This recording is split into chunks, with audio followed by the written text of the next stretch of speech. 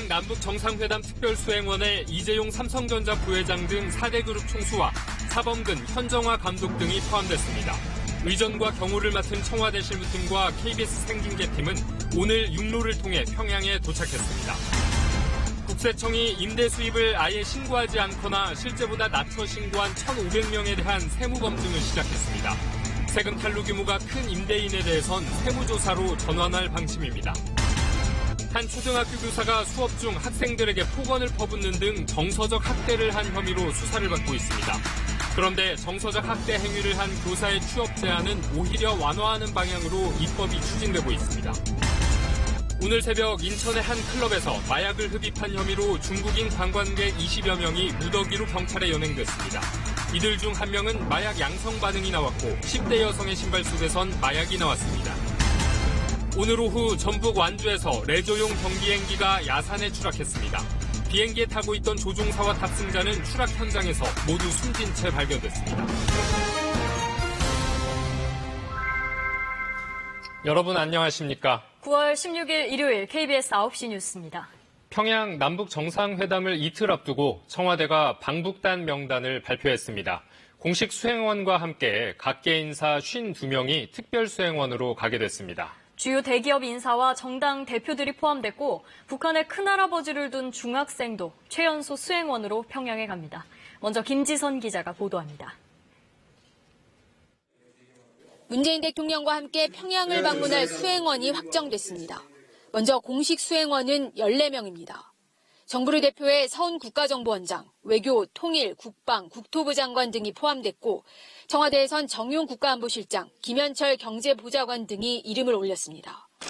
외교부 장관이 공식적으로 평양을 방문하는 건 이번이 처음으로 이번 정상회담 핵심 의제인 비핵화 협상을 고려한 것으로 보입니다. 1차 정상회담이 평화의 새로운 시작이었다면 이번 3차 정상회담은 평화가 새로운 미래를 만든다는 의미를 담고 있습니다. 방북 여부에 관심이 쏠렸던 이재용 삼성전자 부회장도 평양에 갑니다. 이 부회장 외에 최태원 SK회장, 구강모 LG회장 등 4대 그룹 총수가 경제 분야 특별 수행원에 포함됐습니다. 정당 대표로는 초청에 응한 더불어민주당, 민주평화당, 정의당 대표만 합류했습니다. 특별 수행원 일부는 김영남 북한 최고인민회의 상임위원장을 만나 환담할 예정이라고 청와대는 밝혔습니다. 지난달 이산가족 상봉 때 북한의 큰할아버지에게 직접 뵙고 싶다며 손편지를 쓴 중학교 3학년 김규현 양도 최연소 특별 수행원에 포함됐습니다. 제 소원 중에 하나가 북에 계신 큰할아버지 만나 뵙는 거였는데 그 소원을 이루게 될 수 있는 기회가 생겨서 굉장히 기뻤고 월드컵 남북 공동 개최를 제안한 차범금 감독과 91년 지바 세계선수권대회에서 남북 탁구 단일팀으로 활약한 현정화 감독도 함께 갑니다. 노동계에선 양대 노총위원장이 포함됐고 가수 지코와 에일리도 특별 수행원이 돼 평양에서 공연을 할 예정입니다. 청와대는 이번 방북단에 대해 각계각층 인사로 다양하게 구성했다며 새로운 세대가 평양을 볼 수 있었으면 좋겠다는 뜻도 담았다고 설명했습니다. KBS 뉴스 김지선입니다. 앞서 보신 것처럼 이번 방북 명단에는 이재용 삼성전자 부회장 등 4대 그룹 총수급을 비롯해 재계 인사들이 많이 포함됐습니다. 이번 방북으로 남북 경제협력 논의에도 탄력이 붙을 거란 기대가 나오고 있습니다. 이어서 황정호 기자입니다. 경제계 방북단 명단 가운데 가장 큰 관심이 쏠린 건 이재용 삼성전자 부회장이었습니다. 삼성그룹 총수론 첫 방북인데다 최순실 국정농단과 관련해 대법원 판결을 앞두고 있기 때문입니다. 부적절하다는 지적이 나올 수 있다는 기자들의 질문에 임종석 준비위원장은 재판과 방북은 별개라고 선을 긋고 경제를 강조했습니다. 남북관계가 많이 진전되면 평화가 경제다. 경제가 평화다 또 그렇게 생각합니다만은 재판은 재판대로 엄격하게 진행될 것이고 또 일은 일이다 그렇게. 이 부회장을 포함해 경제계 인사 17명이 이번 정상회담에 동행합니다. 특별수행단 52명 가운데 3분의 1 규모로 정상회담 이후 그리고 대북제재 해제 이후를 고려한 것으로 분석됩니다. 한반도에 H자 경제벨트를 만들어 경제 영역을 확장하겠다는 한반도 신경제지도 실현을 위해서는 남북 경협이 선행돼야 하기 때문입니다. 과거 대북 사업을 이끌었던 현대그룹 현정은 회장과 북한 원료 개발 사업을 공식 언급한 최정읍 포스코 회장 등이 포함된 것도 같은 맥락으로 풀이됩니다. 산업은행 회장과 코레일, 한전 그리고 관광공사 사장도 동행하면서 경협을 위한 기반시설과 관광 재개에 대한 논의도 진행될 것으로 예상됩니다. 청와대는 이번에 동행하는 경제인들이 리용남 북한 경제담당 내각 부총리와 만날 것이라고 밝혔습니다. 김동연 경제부총리가 빠진 데 대해 청와대는 부동산 시장 등 추석 민심을 살피는 게 더 중요해 남아있기로 했다고 설명했습니다. KBS 뉴스 황정호입니다. 청와대 실무진과 KBS 제작진으로 구성된 선발대는 오늘 육로를 통해 먼저 평양에 갔습니다. 오늘 낮 12시쯤 평양에 도착해서 현재 통신시설과 상황실을 설치하고 있습니다. 유호윤 기자가 보도합니다. 여명이체 밝기 전인 이른 새벽 청와대 앞이 사람들로 북적입니다. 남북 정상회담을 앞두고 평양으로 먼저 떠나는 남측 선발대입니다. 의전과 경호, 취재 지원 업무를 맡은 청와대 실무진과 주요 일정을 생중계할 KBS 제작진으로 전체 방북단의 절반 규모인 90여 명입니다. 이틀 뒤 하늘길로 평양을 찾을 본진과 달리 선발대는 육로를 택했습니다. 청와대를 출발한 선발대는 출경을 위해 경기도 파주시에 있는 남북 출입사무소에 직결했습니다. 정상회담의 성공적 개최를 위해서 우리 선발대 미리 가서 잘 준비하도록 하겠습니다. 방북길에 오른 선발대는 오늘 낮 12시 15분쯤 평양에 도착해 통신시설을 설치하고 상황실을 만드는 작업을 하고 있습니다. 지금 아마 도착해서 평양 상황실을 구성하고 있지 않나 그렇게 예상하고 있습니다. 청와대는 오후 3시 10분에 평양에 있는 선발대와 시험 통화에 성공했으며 현재 팩스와 전화를 이용해 상황 보고를 받고 있다고 설명했습니다. 공식 수행원 숙소는 백화원 초대소에 마련됐고 특별 수행원과 기자단 숙소는 고려 호텔로 확정됐습니다. 임종석 남북 정상회담 준비위원장은 내일 오전 동대문 디자인 플라자에 조성된 메인 프레스 센터에서 평양 정상회담의 주요 일정을 발표합니다. KBS 뉴스 유호윤입니다. KBS는 지난 4.27 판문점 정상회담에 이어서 이번 평양 정상회담도 전 세계에 생중계하는 주간 방송사 역할을 맡았습니다. 평양에서 마주할 남북 정상 간의 역사적 순간들을 다시 한번 생생하게 전달해 드릴 텐데요. 이 취재진이 모여들 서울의 프레스센터도 오늘 문을 열었습니다. 김비치라 기자입니다. 평화 새로운 미래라는 이번 남북 정상회담 표어가 적힌 대형 현수막이 내걸렸습니다. 평양에서의 정상회담을 이틀 앞두고 공개된 메인 프레스센터. 900여 석 규모의 브리핑룸과 국제방송센터가 들어섰습니다. 전 세계 120여 매체의 외신 기자를 포함해 지금까지 2,700여 명의 취재진들이 등록을 마쳤습니다. 서울에 상주하는 외신 외에도 외국에서 많은 외신들이 와서 450명 정도가 등록한 것으로 알고 있습니다. 평양에서 벌어지는 남북 정상회담이라 굉장한 관심을 갖고 취재 활동을 하고 있습니다. 평양에서 양측 정상이 만나는 역사적인 순간들은 대형 화면을 통해 실시간으로 전달됩니다. 이번 남북 정상회담의 주간 방송사인 KBS의 국제방송센터입니다. 정상회담 기간 동안 북한에서 들어오는 모든 중계와 촬영 화면들은 이곳으로 모여 국제신호로 제작돼 전 세계로 송출됩니다. 생중계를 위해 오늘 평양에 도착한 KBS 방북단은 중계 차량 5대와 소수 정예 인력 18명으로 구성됐습니다. 방북단 규모가 200여 명 선으로 조정되면서 아무래도 저희 주간 방송사 인력도 이제 대폭 축소됐고요. 그렇지만 그 안에서 아무튼 생생한 장면을 여러분들께 전달해드리도록 하겠습니다.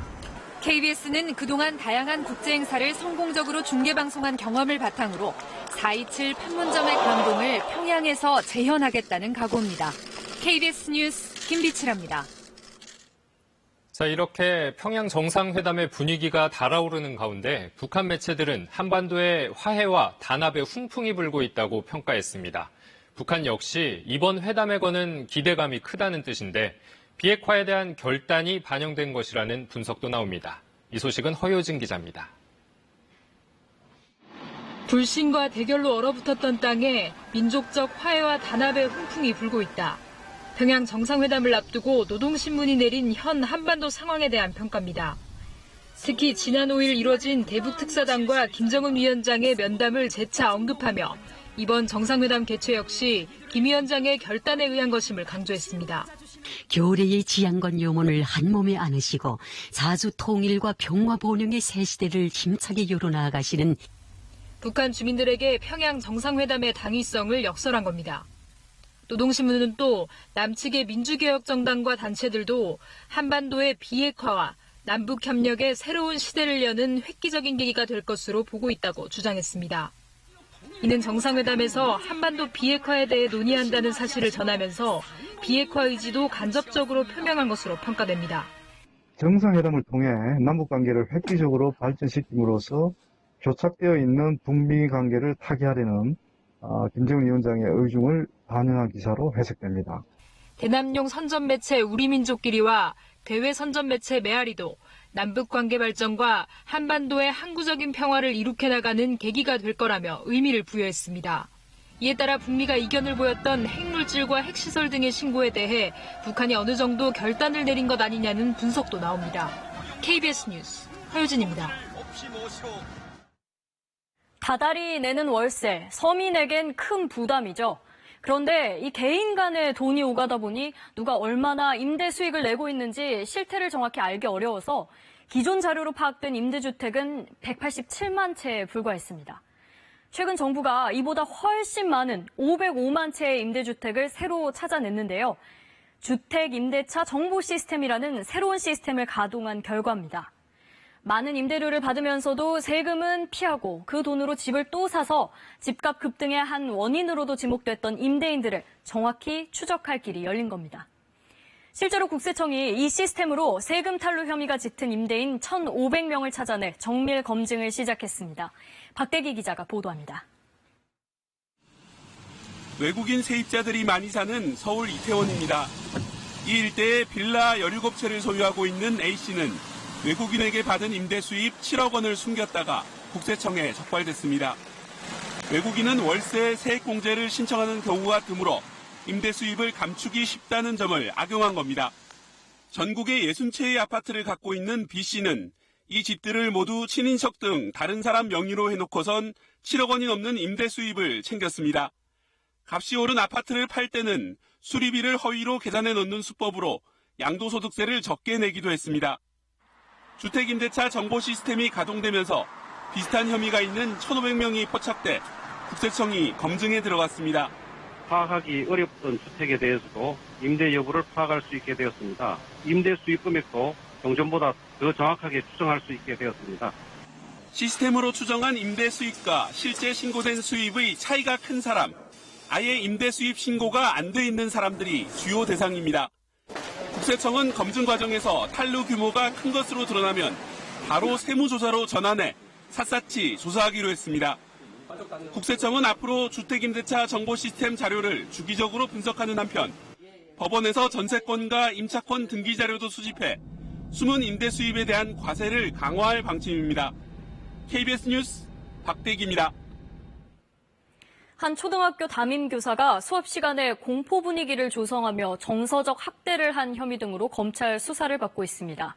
학생들은 학교에 가는 게 고통스러웠다며 집단 상담까지 받아야 했는데요.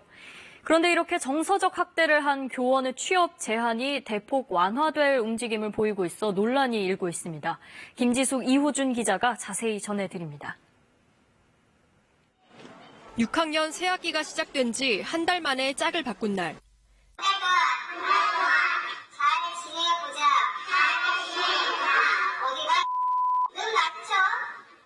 첫 인사 시간인데 분위기는 공포스럽기까지 아니다.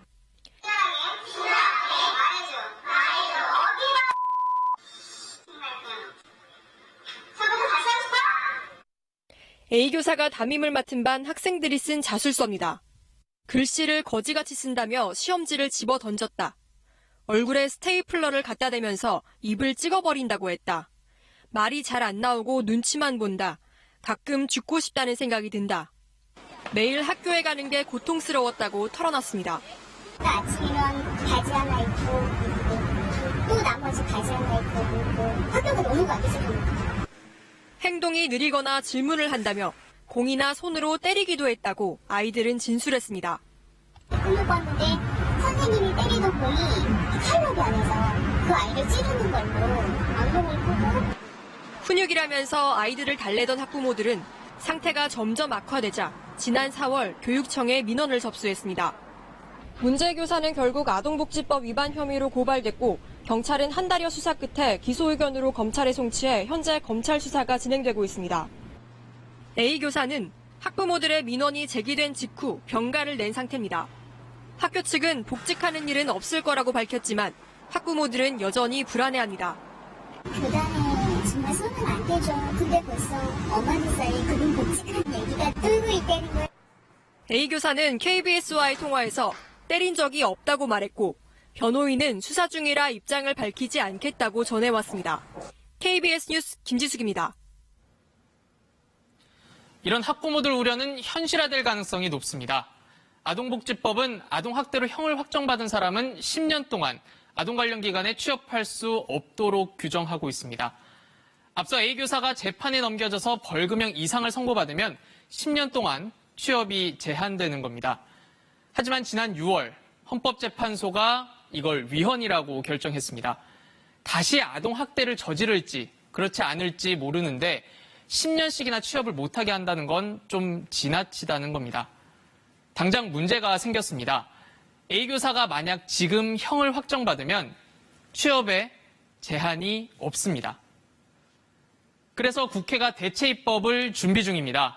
취업 제한 기간은 최대 10년으로 정하고 있는데 실제 기간은 전자발찌 착용 선고처럼 판사가 정하도록 했습니다. 지금 논의되는 걸 보면 대략 취업 제한 기간을 크게 3가지 종류로 나눠서 이야기가 되고 있습니다. 그런데 아동복지법 위반자 4명 중 1명은 벌금형을 선고받습니다. 만약 이렇게 대체 입법이 마련된다면 벌금형 선고자는 1년 뒤 취업이 가능하다는 얘기입니다. 재판부가 아동학대를 엄히 다스리지 않는 이상 취업 제한 조항은 학부모들 뜻과는 달리 솜방망이가 될 수도 있습니다. KBS 뉴스 이호준입니다. 오늘 새벽 인천의 한 클럽에 경찰 20여 명이 대거 출동했습니다. 중국 관광객들이 음악 축제에 참가한 뒤에 마약을 흡입하고 있다는 신고 때문이었는데 실제로 2명이 마약을 흡입하거나 가지고 있던 혐의로 적발됐습니다. 박찬 기자가 보도합니다. 술집과 클럽이 밀집한 인천 부평구의 유흥가입니다. 새벽 3시 경찰 20여 명이 급하게 어디론가 향합니다.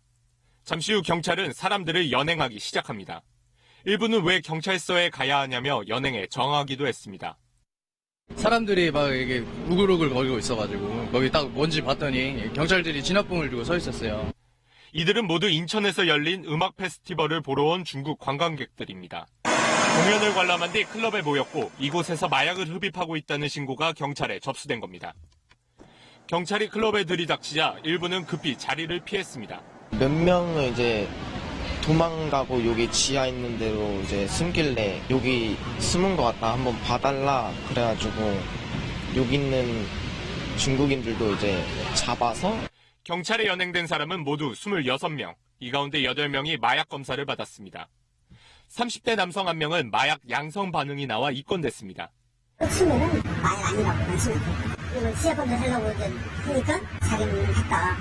다른 사람들은 뭐 그런 것 같다. 10대 여성 1명은 신발 속에 숨긴 마약이 적발됐습니다.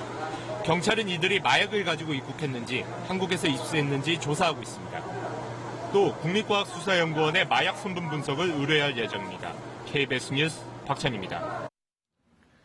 이번엔 안타까운 소식입니다. 오늘 오후 전북 완주군의 한 야산에 경비행기가 추락해 조종사와 탑승자 등 타고 있던 2명이 모두 숨졌습니다. 충남 공주에서 이륙한 뒤 경남 합천을 거쳐 공주로 다시 돌아가던 길에 사고가 난 것으로 추정됩니다. 안태성 기자입니다. 경비행기가 형체를 알아볼 수 없을 정도로 심하게 부서졌습니다. 주변에는 파편이 흩어져 있습니다. 경비행기에 타고 있던 2명은 숨진 채 발견됐습니다. 오늘 오후 3시 반쯤 경비행기가 야산에 추락했다는 신고가 잇따라 접수됐습니다. 비행기가 90도로 직각으로 떨어지더라고요. 1, 2초 사이에 그냥 쿵 바닥으로 그냥. 보자마자 바로 119에 신고해서 경찰과 소방당국은 헬기를 동원해 야산 일대를 수색한 끝에 2시간여 만에 부서진 동체를 발견했습니다.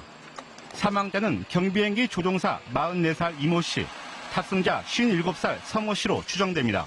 충남 공주에서 이륙해 경남 합천을 거쳐 공주로 돌아가던 중 사고를 당한 것으로 보입니다. 기상 상황이 좋지 않아 수색 과정에서도 어려움을 겪었습니다. 일단 날씨도 흐리고 약간의 비도 오고요. 그다음에 또 접근하는데 저수지가 있다 보니까 일단 배를 이용해서 국토교통부는 경찰과 소방당국의 조사 결과를 토대로 정확한 추락 원인을 규명할 방침입니다. KBS 뉴스 안태성입니다. 오늘 오전 7시 50분쯤 대전시 장대동에서 23살 A씨가 몰던 승용차가 중앙선을 넘어 역주행해 마주오던 48살 이모 씨의 승용차 등 차량 2대와 잇따라 부딪혔습니다. 이 사고로 차로를 역주행한 A씨가 심정지 상태에서 병원으로 옮겨졌지만 숨졌고 이씨 등 운전자 2명도 병원에서 치료를 받고 있습니다. 경찰은 목격자 등을 상대로 정확한 사고 원인을 조사하고 있습니다. 인터넷 1인 방송은 이제 미디어 시장의 주류로 우뚝 섰습니다. 하지만 욕설과 혐오, 선정적인 행위 등은 좀처럼 줄지 않고 있는데요. 올 들어 8월까지 방송통신심의위원회 징계를 받은 1인 방송은 지난해의 3배, 역대 최고치를 기록했습니다. 김진우 기자입니다. 가 지금 다시마로 적 잡았는데 진짜. 인터넷 1인 방송 BJ 철구의 지난 4월 욕설 방송입니다. 그렇게 비싸? 무슨 비싸 온라인 게임에 참여한 여성들을 향해서도 욕설을 퍼붓습니다. 인터넷 방송 아프리카 TV의 BJ 철구에 대해 누리꾼 신고가 잇따랐고 방송통신심의위원회는 7일 이용정지 징계를 내렸습니다. 이런 욕설과 과도한 노출, 혐오 표현으로 방송심의위원회의 징계를 받은 건수는 올 들어 81건입니다. 벌써 지난해 26건의 3배가 넘습니다. 인터넷 개인 방송 시청자들의 이목을 집중시키기 위해서 보다 선정적이고 적극적인 자극적인 방송 내용을 기획하려는 시도 등이 지속되고 있는 이런 부적절 1인 방송은 구글, 유튜브 등에 유통되면서 특히 청소년에게 악영향을 주고 있습니다. 이 때문에 청와대 국민청원 게시판에 인터넷 1인 방송을 더 강력히 규제해야 한다는 글이 잇따르는 등 1인 미디어 규제 목소리가 높아가고 있습니다. KBS 뉴스 김진호입니다. 지난 14일 우리 정부가 난민 신청을 한 예멘인들에 대해 인도적 체류를 허가했는데요. 난민 체류 허가 뒤 맞이한 첫 주말, 서울 도심에선 도로 하나를 사이에 두고 난민에 대해 서로 다른 목소리가 터져나왔습니다. 강병수 기자가 현장에 다녀왔습니다. 정부의 제주도 예멘 난민 일부에 대한 인도적 체류 허가 뒤 맞은 첫 주말, 난민 찬성을 주장하는 집회에서는 인도적 체류만으로는 아직 갈 길이 멀다는 지적이 나왔습니다. 예멘 난민들에 대해서 난민으로 인정할 수 없다고 결정을 했습니다. 누구는 난민이고 누구는 난민이 아닐 수도 없고 난민이 아니라는 정부의 판단이 잘못됐다고 생각합니다. 문제는 난민 자체가 아니라 난민 혐오라는 지적 역시 이어졌습니다. 집회에는 단식 농성을 멈춘 이집트 난민들도 함께했습니다. 참석자들은 난민이 한국 사람들과 다르지 않다고 이야기하기도 했습니다. I want to send a message for Korean society that we all brother in humanity. 하지만 같은 시각 도로 하나를 사이에 두고 난민 반대 집회에서는 이들을 내쫓는 소리가 들려왔습니다. 정부의 인도적 체류 허가에 대한 시각 역시 달랐습니다. 난민이 아니란 결정이 나왔음에도 여전히 추방당하지 않고 있다는 겁니다. 심사 완료자 전원이 난민이 아니라고 결정되었음에도 100% 전원이 인도적 체류라는 이름으로 받아들여졌다. 2시간 가까이 날선 발언이 계속된 난민 찬반 집회. 양측은 도심을 행진하는 과정에서 서로를 향해 야유를 퍼붓는 등 소란이 빚어지기도 했습니다. 경찰은 집회 참가자들 사이의 충돌에 대비해 현장에 경력을 배치했지만 우려했던 큰 충돌은 없었습니다.